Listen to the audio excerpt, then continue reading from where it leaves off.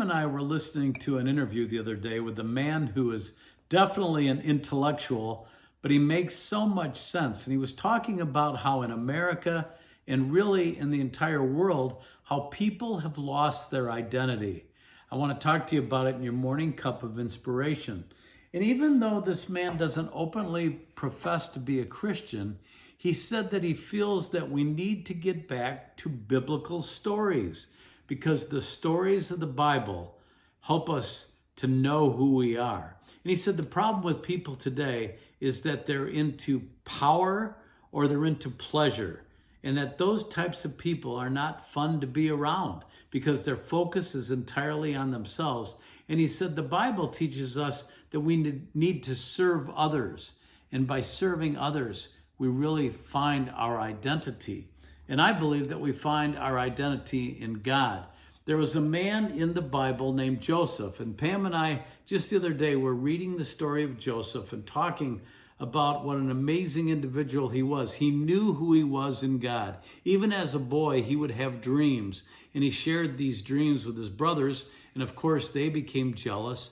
They sold him into slavery, but God was with him, and he became the head over the household for a man who served Pharaoh he was an officer in the army of Pharaoh. His name was Potiphar. And Potiphar's wife was trying to come on to Joseph and trying to be unfaithful to her husband with Joseph. And Joseph said, "No way will I do that. He's my master and he's put me in charge." And one day she grabbed his robe and he fled, and she blamed it on him. He ended up in prison, but again in prison, God was with him. He found favor with the warden, and he put him in charge of all the other prisoners. Then there were two officers of Pharaoh, well, two people who served Pharaoh. They ended up in jail. One was his butler and one was his baker, and they both had dreams. And Joseph interpreted their dreams correctly. Well, the butler was restored to his position, and years later, Pharaoh had a dream, and no one could interpret it, and the butler remembered Joseph.